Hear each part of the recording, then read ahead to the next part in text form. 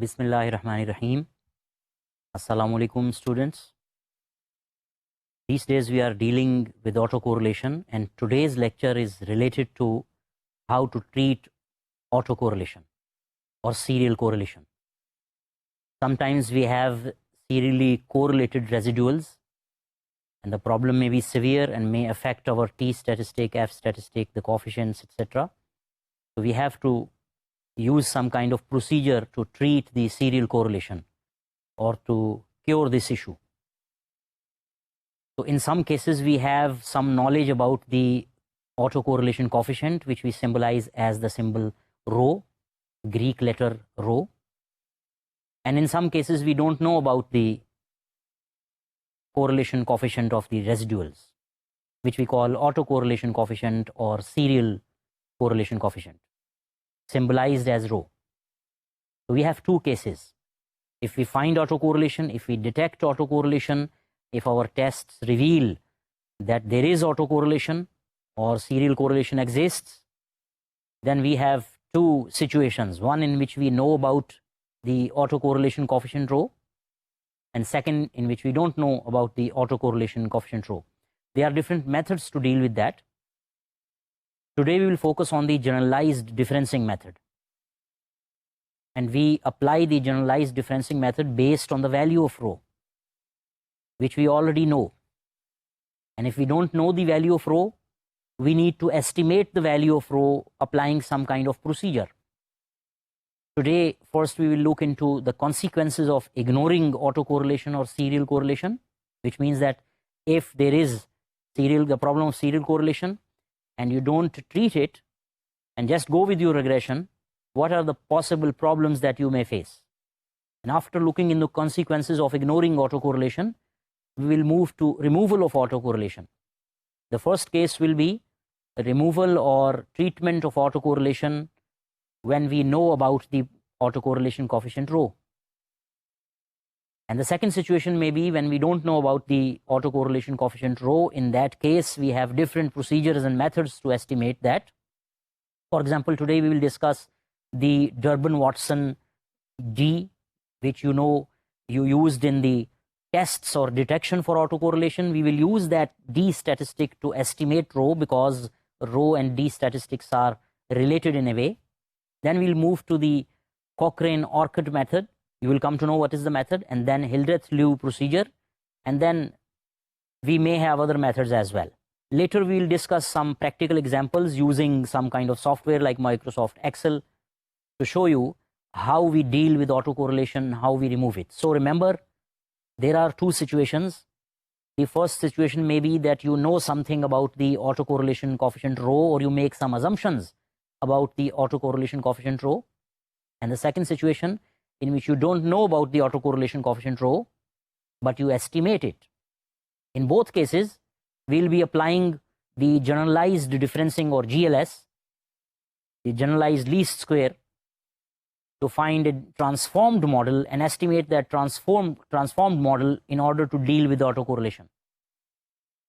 So in both cases, we are applying the same procedure. But in the first case, we know about rho, the autocorrelation coefficient. And in the second case, we don't know about it, but we estimate it by applying one of the 3 or 4 procedures that we are going to discuss today. Later, we'll have some examples.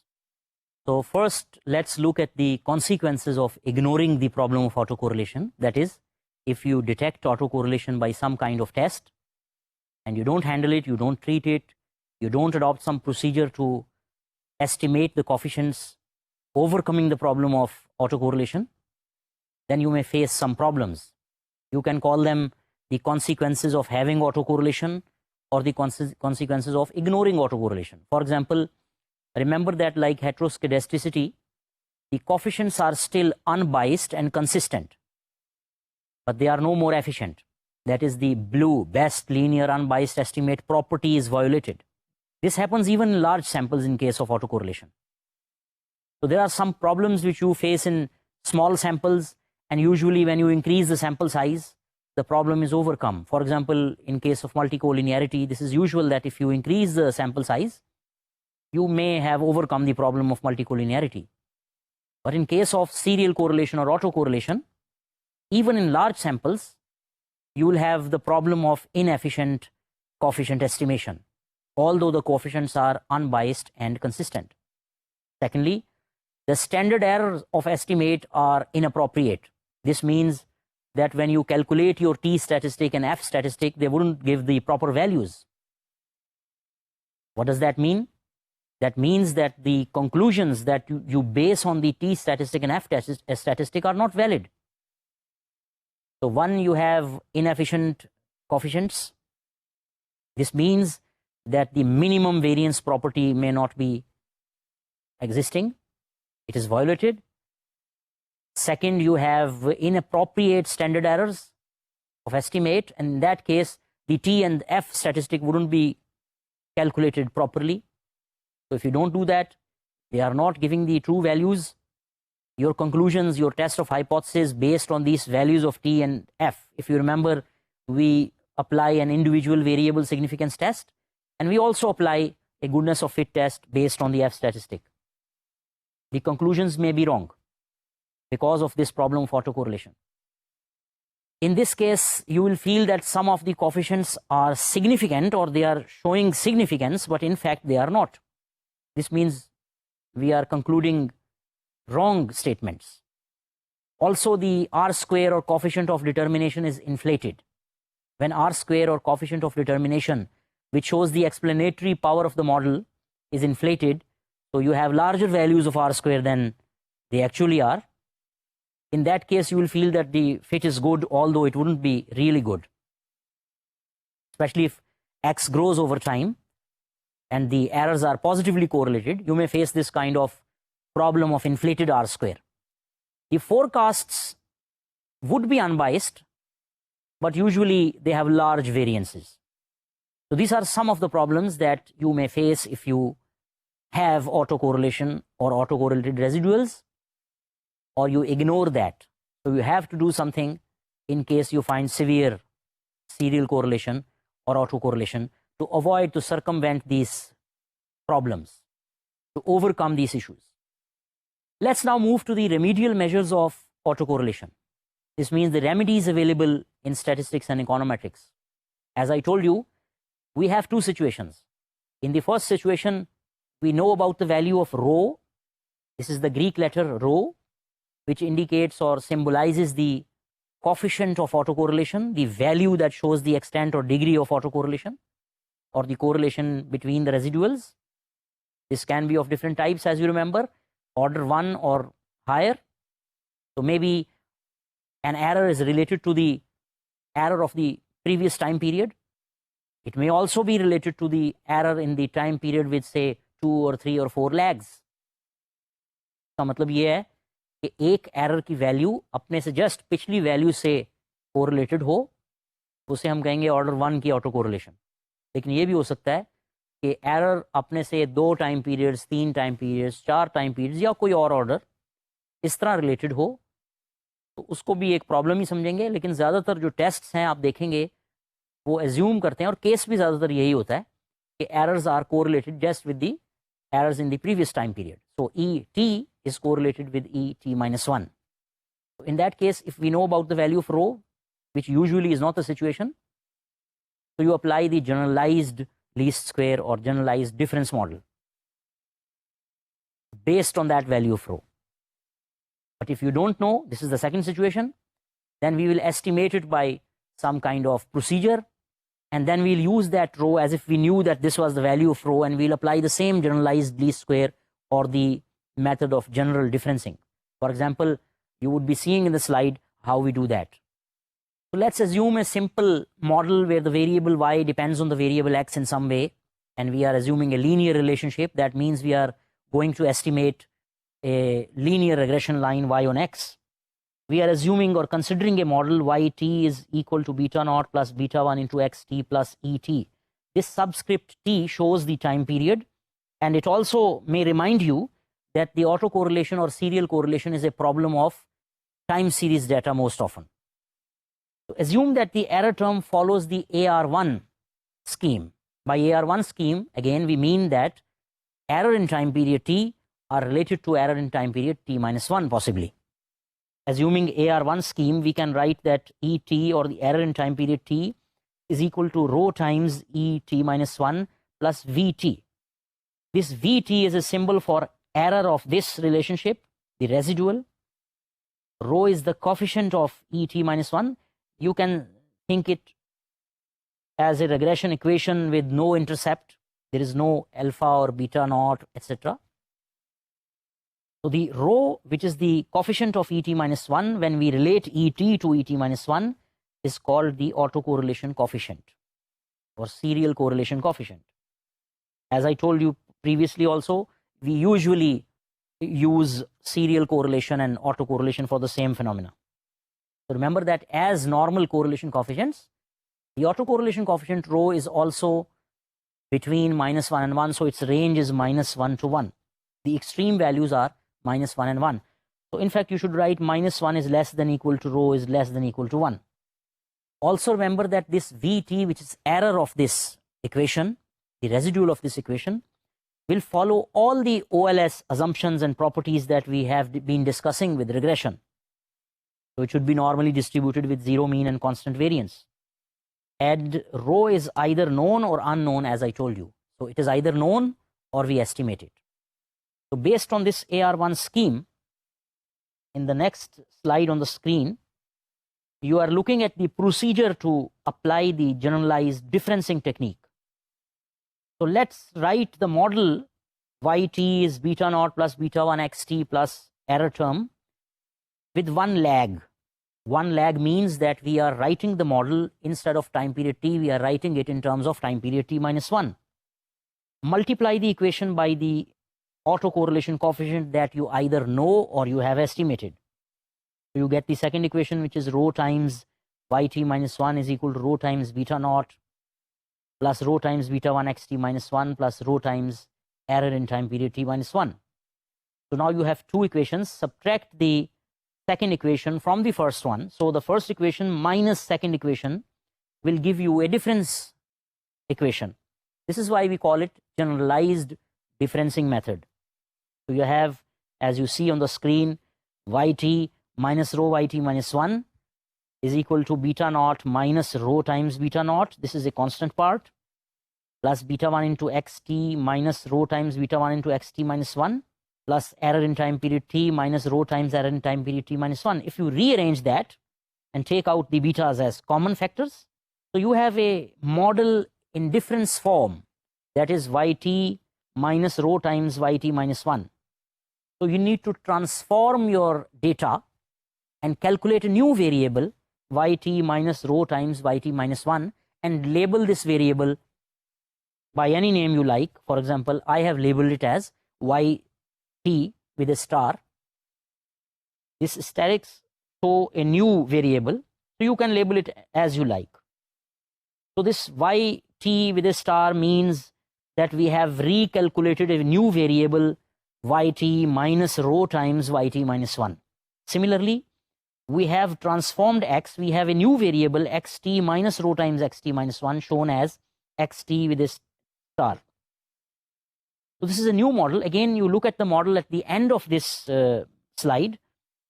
So it's just like a normal linear regression equation. Y is equal to a plus b times x plus an error term. So you can use usual OLS to estimate this equation. So what we have done in this case, we calculated the difference form. This is difference with one time period, remember. We are handling AR1 scheme. That is, we are assuming or we are thinking, we are hypothesizing that the errors in time period t may be related to errors in time period t minus 1. That is, with the previous error. There is no time lag in this relationship. So this is the usual assumption that we make while handling the problem of serial correlation. So the end result in this generalized difference is that you have another OLS, another simple linear regression equation, but with a transformed variable, and that transformed variable is based on a transformation yt minus rho times yt minus 1 or xt minus rho times xt minus 1. This will make the rho 0. In fact, it will calculate the coefficients as if the autocorrelation didn't exist. So in summary, the generalized differencing approach calculates a new model. We have the coefficients. If you look at the slide, you will feel that we have labeled beta naught. Instead of beta naught, we have beta naught asterisk with a star, that is. But you see, we have no star symbol on beta 1. This means that when we estimate this model, we will get our coefficient beta 1. Then we can recalculate beta naught with the help of beta naught with a star, the new transformed beta naught. So remember that the transformation which you are seeing on the screen, we transformed y into yt minus rho into yt minus 1. We transformed xt as xt minus rho times xt minus 1. This means when you perform the calculations, you will have new columns with these transformed variables. And also look at the screen. Beta naught with this star or asterisk is shown as beta naught times 1 minus rho. This means that when we have the beta naught with this star from this new regression equation, we can calculate beta naught as beta naught with this star divided by 1 minus rho. But we don't need to perform any calculation for beta 1. We will get the same beta 1, but circumventing the problem of residual which are correlated, or autocorrelation or serial correlation. So this method is called generalized differencing or generalized least square. Remember that the autocorrelation coefficient ranges from -1 to 1. This means that we have two extreme values, -1 and 1. These two extreme values give you some special cases of transformed models. So if you know that there is perfect correlation between the residuals, which is not the usual case. For example, if you have rho as +1 or -1, then you have special cases.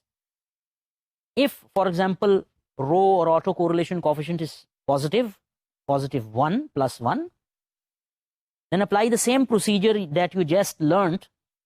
First, we write the equation with 1 time lag, and then we subtract it from the original equation, and we have a transformation yt minus 1 is beta naught plus and minus other terms, which is another transformed model, but it's simply, as rho is 1 exactly, so you can see that it is simply a difference form. Look at in the end of the slide, delta yt is equal to beta 1 delta xt plus delta error in time period t. So this is a simple difference because rho is 1. This is a very simple difference form of equation if you have rho as +1, which is positive perfect correlation. Similarly, there is a case when rho is -1. So you just apply the same procedure, the same GLS, the same transformation, but substituting -1 instead of rho. That will change some signs. Look at the screen to have the new model. In this case, as you are seeing, rho is assumed to be -1. So when we transform the model as yt minus rho times yt minus 1, so since rho is -1, so instead of the previous transformation, you will have yt plus yt minus 1, as you are seeing in the middle of the slide, is beta naught plus beta naught again.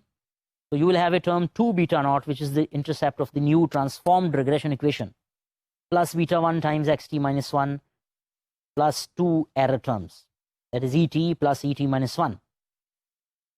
This gives us a new model, yt with a star is equal to 2 beta naught plus beta 1 xt asterisk plus vt, which is an error term of this equation. So the transformation is given below. Yt asterisk is equal to yt minus 1, and that new transformed xt is xt minus 1. And this is a simple regression equation. Its intercept is 2 beta naught. This means when you calculate the intercept of this equation, you will divide it by 2 to get the original beta naught. But the beta 1 is the same in this transformed equation and the original equation that you needed to calculate or you seek to find the parameters of. So in this way, you discuss two extreme situations in which you have simple models, but usually, as you know, the autocorrelation coefficient may not be equal to -1 or 1. It will range between them. It will have some value, minus or plus 0 point something. And sometimes you are not sure about the value, so you need to estimate that value. So as I told you, we have two cases. This same procedure that you just learned, which is GLS, or generalized differencing technique or generalized difference model, the transformed model, transformed to avoid the autocorrelation. You know the rho, you will apply the same procedure. If you don't know rho, first you will estimate rho and then apply the same procedure, assuming that you have got a value of rho and you will apply that value of rho in this transformed model. So this was how we perform the GLS to avoid autocorrelation. We can take examples later.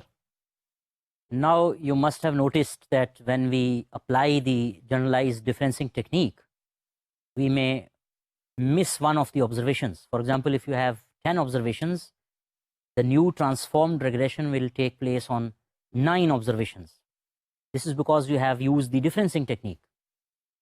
So you start by subtracting the first value from the second value.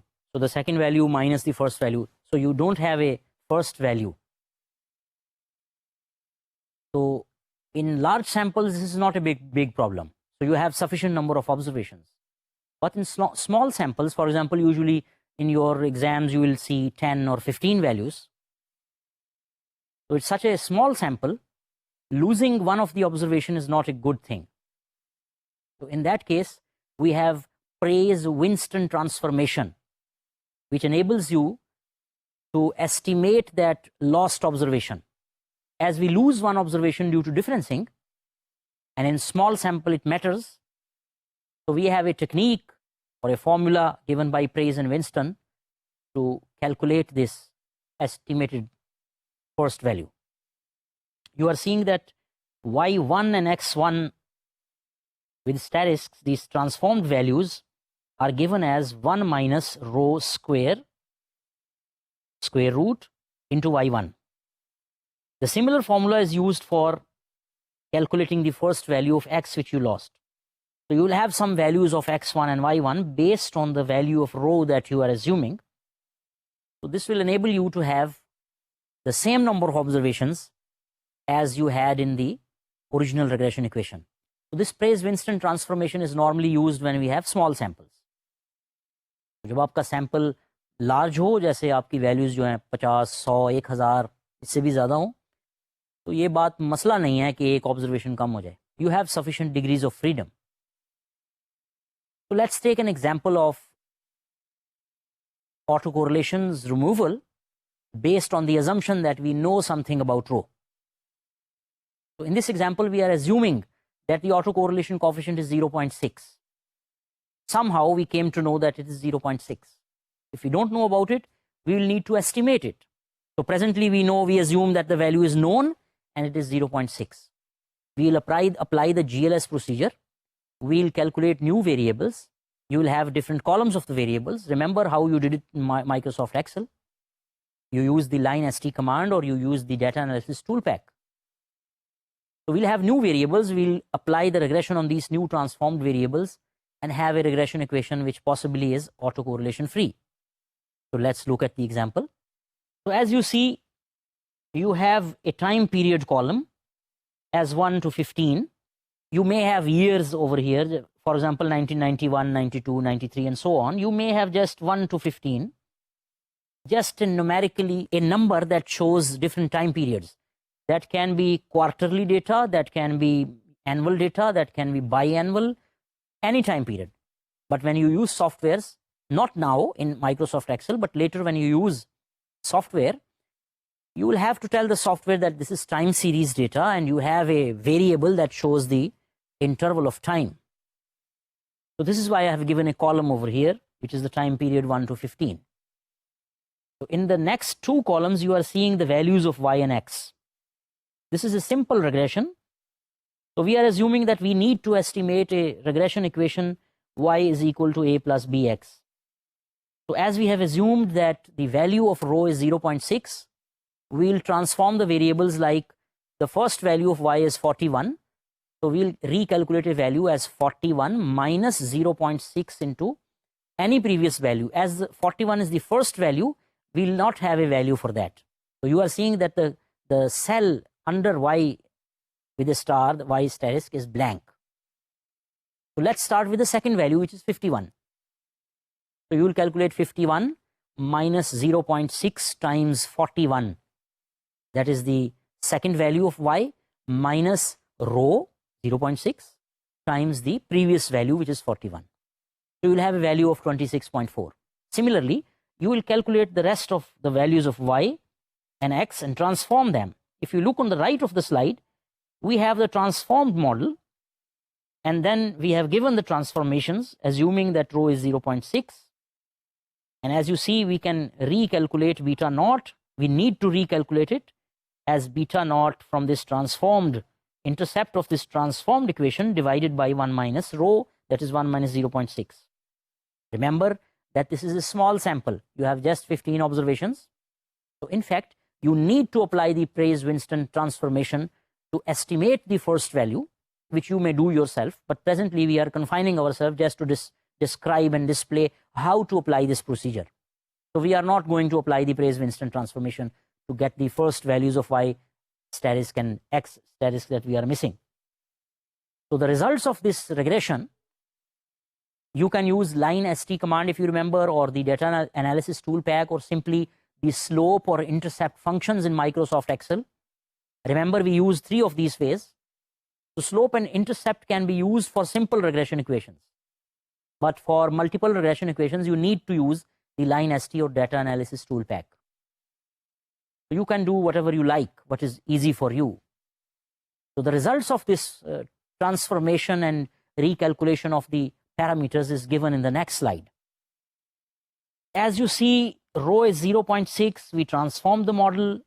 We performed a regression on the new transformed variables, and the results are yt status is equal to 17.995 plus 2.1554 xt status.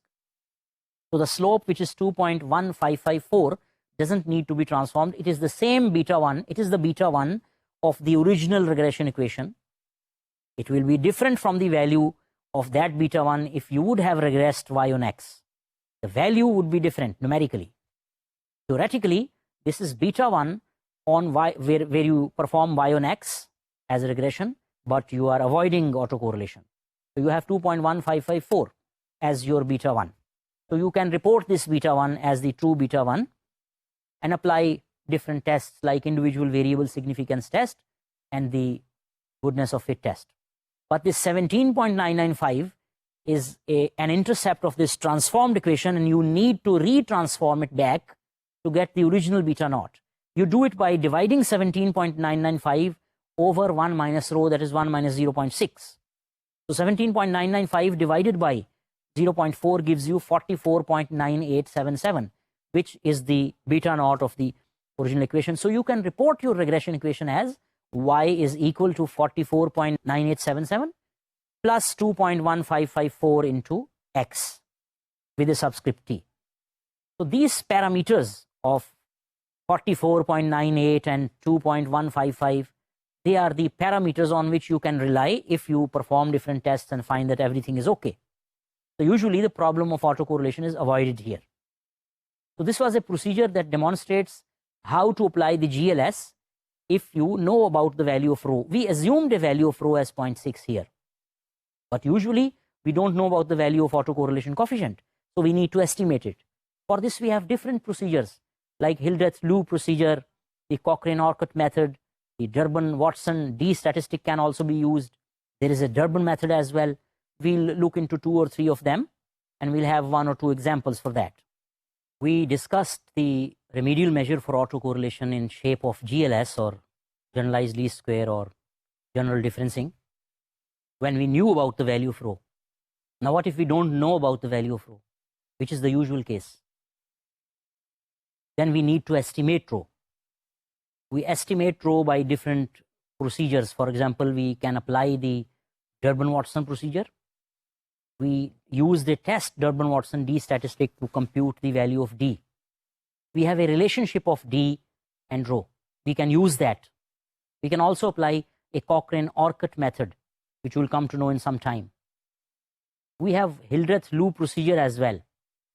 We have Durbin method and many others as well, but we'll confine ourselves to 3 of them. So first we discuss how we can use the Durbin-Watson D statistic, which we may have already calculated, in order to detect or diagnose autocorrelation or serial correlation. If you remember, the range of value of D is between 0 and 4, and you have a relationship of rho and D. In the slide, you are seeing that a relationship we had already used is D is equal to 2 into 1 minus rho. We had derived that relationship. So the value of D statistic and the value of autocorrelation coefficient rho is associated or related in this way. So if you have the value of D, you can calculate the value of rho as, which is approximately equal to 1 minus D statistic divided by 2. So for example, if your D is say 3, you can calculate rho as 1 minus 3 by 2, yeah, 1 minus 1.5, which is minus 0.5. Remember that rho ranges from minus 1 to 1. So you can calculate this rho and use this value of rho based on the D statistic in the GLS procedure. So this value ranges from minus 1 to 1, and the value of D ranges from 0 to 4. But remember, this relationship is an approximate relationship. It is not the exact value of the population correlation coefficient or the autocorrelation coefficient in the sample. Remember, as this is an approximation, we are basing our analysis on an approximation, so we may not be 100% accurate. But usually this procedure works. So you remember that we have a difference in small samples and large samples. If we have different sample size, we may need to have some adjustments. Same is the case over here. So when you have small samples, then rho is calculated from a different formula. You can call it a Theil-Nagar suggestion or formula that is used in case of small samples. If you look at the screen on the slide, a formula is being displayed. Rho is equal to n square 1 minus d by 2 plus k square divided by n square plus k square. This n is the number of observations. K is the number of restrictions imposed, which we had assumed that it is equal to the number of parameters that we are going to estimate. For example, if you use a simple regression equation y on x, which is a plus bx, you have two parameters to be estimated, that is a and b. So the value of k will be 2. So n square plus k square is the value by which we divide the n square into 1 minus d by 2 plus k square. So you have all these values usually. You have the value of D statistic, because you may have applied the procedure of Durbin-Watson detection of autocorrelation. You know the number of observations, and you know what model you are going to estimate, so you know the value of k, which is equal to the number of parameters over here. Usually it is the number of restrictions imposed. So in case of small samples, you need to estimate rho by the Theil-Nagar suggestion or formula. And if you have large samples, in practice usually you have sufficiently large samples, so you can simply use the relationship of rho and D statistic and estimate this value. So let's take an example. Suppose that the number of observations is 14. In fact, this is the previous example where we had 15 observations, but we missed one of them. We have now 14 observations. K is equal to 2 because we are using a simple regression equation y on x. So A and B are the two parameters, and K is equal to the number of parameters. So the Durbin-Watson D statistic is estimated to 0.6805. If you remember, we used this example while detecting autocorrelation. So we can calculate rho by the formula by Theil-Nagar and get the value of 0.667. This value of rho can be used to apply the generalized difference model, as we have already described. So we'll use the same procedure as if we knew about the value of rho, but we'll use this value of rho 0.667 as an estimation of the actual value of rho. So this procedure is called the use of Durbin-Watson D statistic to remove autocorrelation. So let's look into the second method, which uses the residuals to estimate rho. If you remember, when we calculated the D statistic, we had an estimation summation et minus 1 divided by summation et square. We wrote the symbol rho instead of this expression. This was the value of rho. We can use the residuals to estimate this rho. Remember that the Cochrane-Orcutt method is an iterative process. It may take a long time. It may take sufficiently long time and computer intensive time. So usually people don't prefer to apply this method, but you want to know how to do that. So if you apply it in 2 rounds, you call it a 2-round or 2-stage Cochrane-Orcutt method and so on. So you can continue the iteration. We have different rules or suggestions till where to continue this iterative process. Iteration का मतलब होता है कि आप एक चीज़ को बार बार कर रहे हैं. This is an iterative method. Remember that this is applied only when you are assuming first order autocorrelation. That is the AR1 scheme, which means that the error in time period t is related to the previous error, that is error in time period t minus 1. So the steps involved in this Cochrane-Orcutt method are as follows, as you are seeing in the slide on the screen. We have different rounds. For example, you are seeing 3 rounds. First, consider the model that we are interested in as yt is equal to beta 1 plus beta 2 xt plus error. We will apply the usual OLS. Obviously, we are facing the problem of autocorrelation. However, we will find the residuals. Remember that residual is the difference in the actual value of y and the estimated value of y, that is y minus y hat. So when you estimate the residuals, you can compute rho by the expression which you are seeing is summation et into et minus 1 divided by summation et square. When you calculate the residuals, you will need to calculate 2 new columns, that is et times et minus the product of et and et minus 1 and then the square of et. Then you use this ratio to estimate a rho. Now you perform as you did in the generalized differencing. In the round 2, you will perform yt minus rho times yt minus 1 is equal to the right hand side which you are seeing on the screen. This means we are performing a transformed regression equation based on this estimated value of rho. Remember that this time we are estimating the value of rho based on the residuals using the formula of residuals, the expression of residuals. So we'll not finish the process here. We'll estimate rho and we'll use it again. So in the first round, we estimated a value of rho based on the simple OLS. We transformed the model based on that value of rho from the simple OLS. And we have a new calculation of rho. We can retransform the model again based on this new value of rho. So this is why I said this is an iterative process. It takes place continuously again and again until a point of time. I'll tell you when. So we'll perform in round 3. We may perform GLS again and find the new rho and continue in the same way, move to round 4. This is the usual procedure of the Cochrane-Orcutt method. Now, till when we should continue? Remember that we are trying to circumvent or overcome or treat or handle the problem of autocorrelation. In every round of this Cochrane-Orcutt method, you will get a new value of rho. Let's continue in the process. When you find that 2 consecutive rounds are giving almost the same value of rho, you will end the process. मैं इसको आसान तरीके से बताता हूँ. देखें, पहले आपने एक सिंपल रिग्रेशन एस्टिमेट की yt ऑन xt. उसमें से आपने एक रेजिडुअल निकाला. उस रेजिडुअल की मदद से, एरर की मदद से आपने एक ऑटो कोरिलेशन कोफिशिएंट निकाला, पॉसिबली वैल्यू इसकी जो भी है. उसको यूज़ किया आपने मॉडल को ट्रांसफॉर्म करने के लिए. एक नया मॉडल, उसको फिर से एस्टिमेट किया, नए एरर्स निकल आए. उन नए एरर्स से आपने फिर रो की वैल्यू निकाल दी. जाहिर है नेचुरली ये पहली रो से तकरीबन कुछ डिफरेंट ही होगी अगर ऑटो कोरिलेशन का प्रॉब्लम है.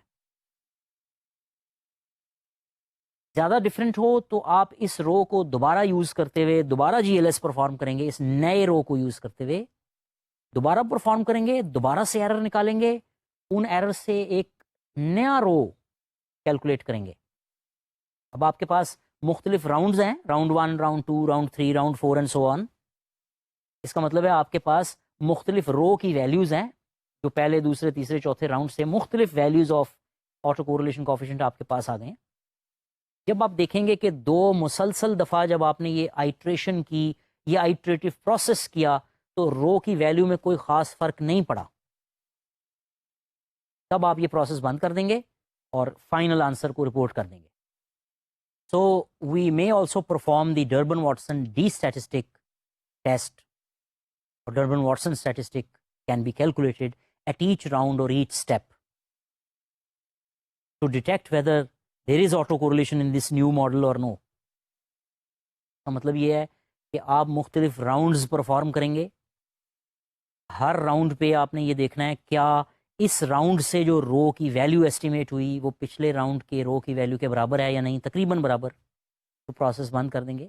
मगर उसके साथ साथ बेहतर है कि आप हर राउंड पे इस नए मॉडल को जो आपने एस्टिमेट किया है, डर्बन वाटसन डी स्टैटिस्टिक भी कंप्यूट करें। अगर आप देखें कि डी स्टैटिस्टिक ऐसा है कि ऑटो कोरिलेशन नहीं है या बहुत कम है, चांस नहीं है, तो फिर आप प्रोसेस बंद कर दें। तो बाज़ औक़ात ये प्रोसेस बड़ा लंबा होता है। आजकल तो कंप्यूटर्स आ गए हैं तो ये प्रोसीजर आसान हो गया है, लेकिन फिर भी ये कंप्यूटर टाइम इंटेंसिव है, बहुत ज़्यादा टाइम लगता है, फिर आइट्रेटिव प्रोसेस है, पता नहीं कहाँ जाके ये बात ख़त्म हो।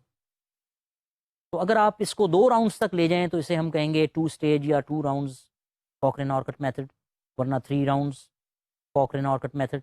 जब आप देखें कि कंसेक्यूटिव रोज़ की वैल्यूज़ काफ़ी क्लोज हैं तो यूजुअली उस वक्त जो प्रॉब्लम उस नए मॉडल में ऑटो कोरिलेशन की जो प्रॉब्लम है वो रिजॉल्व हो चुकी होगी, और उसके जो पैरामीटर्स आप एस्टिमेट करेंगे उसकी मदद से आप असल पैरामीटर्स को रिपोर्ट कर सकेंगे। जैसे आपने प्रीवियस एग्जांपल में देखा कि बीटा 1 वही होगा, जो स्लोप कोएफिशिएंट है वही होगा, मगर जो इंटरसेप्ट है उसको आपको रीट्रांसफॉर्म करना पड़ेगा। तो अभी हम एक एग्जांपल लेते हैं जिसमें ये प्रोसीजर आपको क्लियर हो जाएगा। इस स्लाइड में जो आप देख रहे हैं एग्जांपल, उसमें we are applying the Cochrane Orcutt method. You have as usual a time period column it shows the time period 1 to 15। जैसे मैंने बताया था ये कुछ भी हो सकता है, साल, महीने, क्वार्टर्स, कुछ भी हो सकता है, डेज हो सकते हैं, मिनट्स हो सकते हैं। तो you have 2 variables y and x। तो राउंड 1 में हम ये करते हैं कि y को x पर रिग्रेस करते हैं।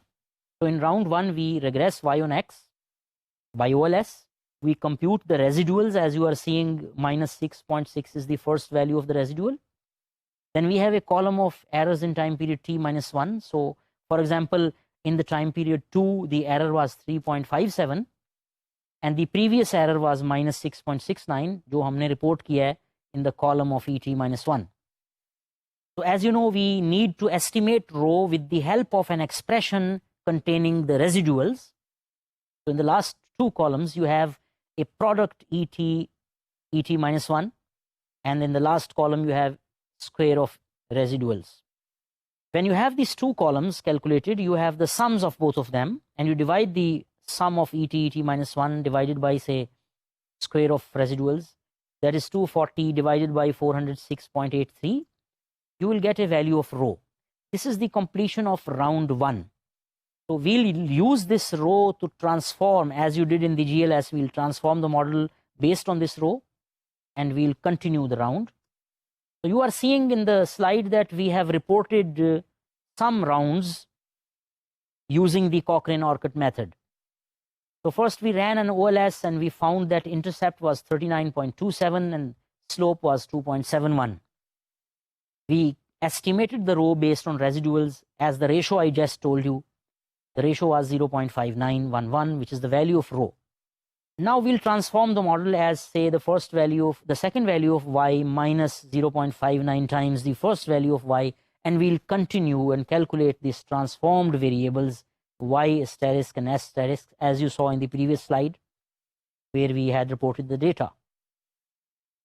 So now we apply OLS on this transformed model, a new OLS, and get the values of intercept and slope. Again, you can use the formula for intercept and slope.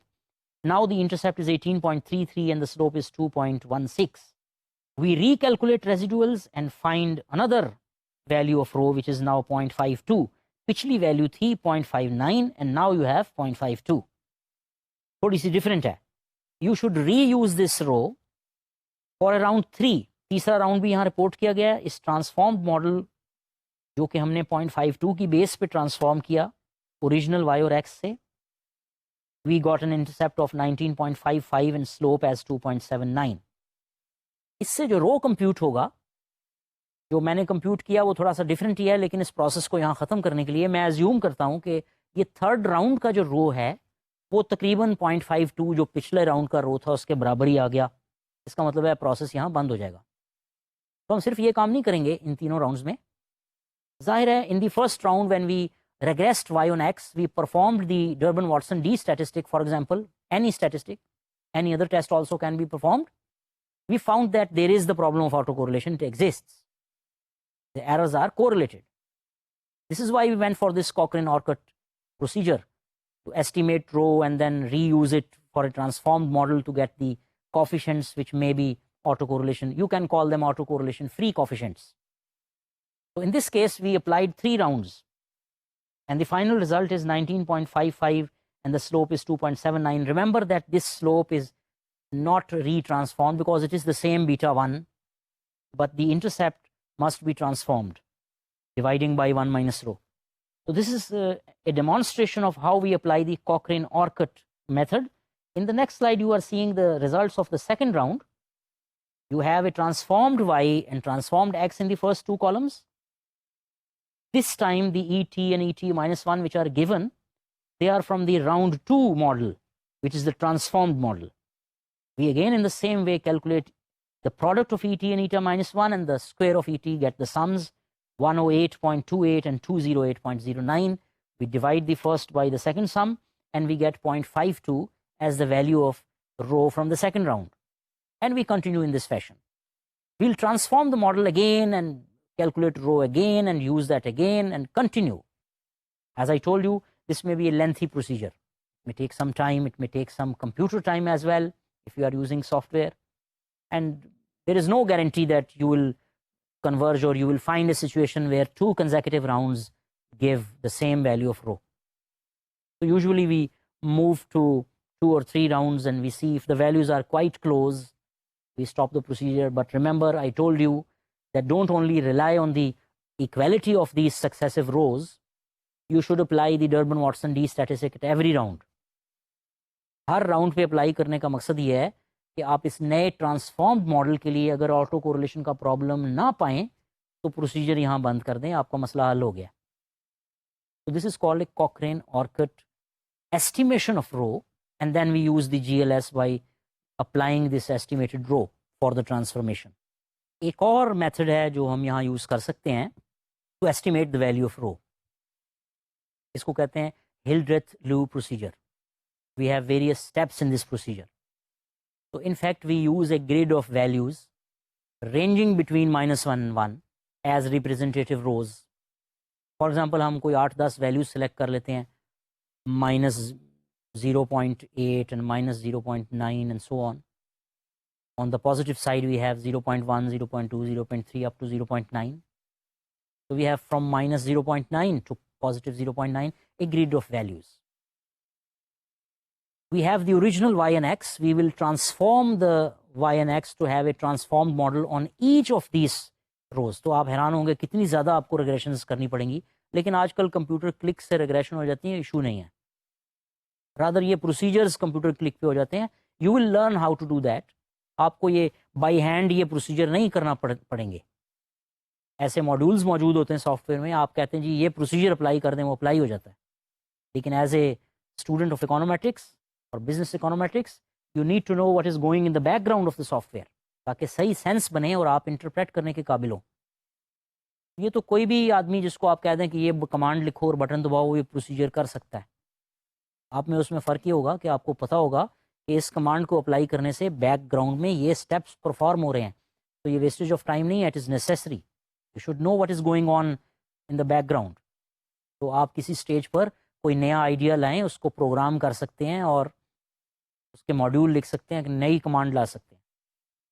तो let me explain the Hildreth-Lew procedure. तो हमारे पास मुख्तलिफ values हैं जो हमने assume की हैं. Grid values कह लें इनको, 8-10 वैल्यूज़ या ज़्यादा. आप हर एक रो को अलग अलग इस्तेमाल करके एक अलग अलग ट्रांसफॉर्म्ड मॉडल निकालें और उन मॉडल्स का सम of square of residuals calculate कर लें, समेशन ई स्क्वायर. अब आपके पास बहुत सी मॉडल्स हैं जो एस्टिमेट किए हैं आपने based on the values of rho, the autocorrelation coefficient from the grid that you have selected. उन तमाम मॉडल्स के लिए आप summation of e square calculate कर चुके हैं.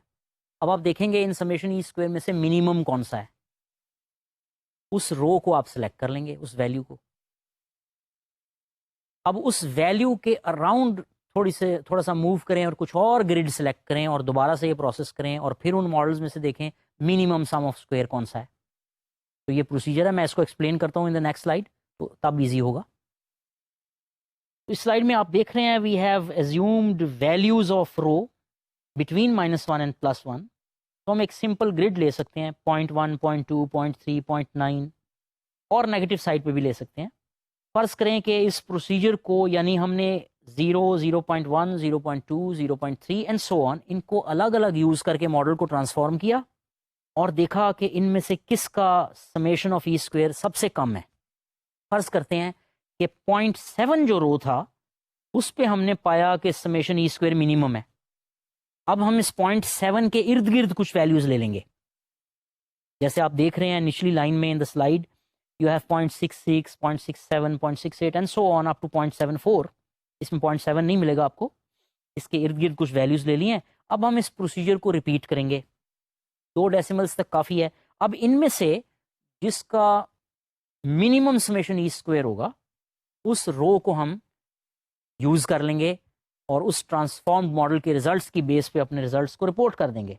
तो ये प्रोसीजर जो है हिल्डरेथ-लू प्रोसीजर बेसिकली ये है कि you have a grid of values of row. आपके पास बहुत सी वैल्यूज हैं रो की, जाहिर है आपने उनको सेलेक्ट किया है या सॉफ्टवेयर सेलेक्ट करेगा किसी प्रोसीजर से, तो इसमें कुछ प्रॉब्लम्स आ जाएंगी, हो सकता है ग्रिड वैल्यूज ठीक ना हो। दूसरा आपने देखा कि एक टाइम कंज्यूमिंग प्रोसेस है, इतनी ज़्यादा आपने रिग्रेशंस रन की, फिर ये जो ग्रिड वैल्यूज अगर आप गलत सेलेक्ट कर दें तो ये पॉसिबल है कि आप जो समेशन ई स्क्वायर मिनिमम ढूंढ रहे हैं वो एक लोकल मिनिमम निकला है, ग्लोबल मिनिमम ना हो। इसके लिए आप ऑप्टिमाइजेशन के लेक्चर्स पे अगर वापस जाएं तो आपको मालूम होगा कि लोकल मिनिमम और ग्लोबल मिनिमम में क्या फ़र्क होता है। तो अब 2 मेन प्रोसीजर डर्बन-वाटसन के अलावा आपने 2 मेन प्रोसीजर किए, कॉक्रेन-ऑर्कुट और हिल्डरेथ-लू प्रोसीजर। इनमें कुछ कंपैरिजन अगर करें तो आपने देखा कि हिल्डरेथ-लू प्रोसीजर बहुत ज़्यादा टाइम कंज्यूमिंग है, दूसरी तरफ कॉक्रेन-ऑर्कुट मेथड भी खासा आइटरेटिव है। तो दोनों मेथड्स में कुछ फ्लॉज हैं, कुछ बेहतरियाँ हैं। तो बाज़ औक़ात हम उनमें से एक यूज़ करते हैं, बाज़ औक़ात दोनों यूज़ कर लेते हैं डिपेंडिंग ऑन द सिचुएशन। तो you have some problems associated with this method. ज़ाहिर है आप रो को किसी तरीके से एस्टिमेट कर रहे हैं, अगर वो तरीका ही फ्लॉलेस नहीं है तो आपके एस्टिमेशंस ठीक नहीं होंगे। तो आज के लेक्चर में आपने बुनियादी तौर पर 2 सिचुएशंस डिस्कस की ऑटो कोरिलेशन को रिमूव करने के लिए। एक सिचुएशन ये थी जिसमें हमें रो की वैल्यू मालूम हो, उसमें हम जनरलाइज्ड लीस्ट स्क्वायर या जनरलाइज्ड डिफरेंस मॉडल यूज़ करते हैं। दूसरी सिचुएशन में आपको रो की वैल्यू मालूम नहीं है, उसके लिए आपके पास मुख्तलिफ मेथड हैं जिनसे आप रो को एस्टिमेट कर लेते हैं, जैसे डर्बन-वाटसन डी को यूज़ करके, हिल्डरेथ-लू प्रोसीजर, कॉक्रेन-ऑर्कुट प्रोसीजर। इन प्रोसीजर्स से आप जो रो एस्टिमेट कर लेते हैं उसको आप जनरलाइज्ड लीनियर डिफरेंसिंग के लिए यूज़ कर सकते हैं और यूजुअली इस तरह ऑटो कोरिलेशन का प्रॉब्लम रिजॉल्व हो जाता है। लेकिन लेट मी टेल यू कि टाइम सीरीज डेटा में रिग्रेशंस करने के लिए और रिलेशनशिप ढूंढने के लिए when you have autocorrelated residuals और भी मॉडल्स हैं जो आप टाइम के साथ सीखेंगे जिसमें प्रोसीजर्स की ज़रूरत नहीं पड़ती, और टाइप के मॉडल्स हैं besides simple regression and multiple regression जिनको आप इस सिचुएशन में यूज़ कर सकते हैं। मगर प्रेजेंटली जहन में रखें कि अगर आप रिग्रेशन अप्लाई कर रहे हैं और ऑटो कोरिलेशन का प्रॉब्लम आपके सामने आ गया तो आप ये आज के लेक्चर की बेस पर इसका इलाज ढूंढ सकते हैं। Thank you very much.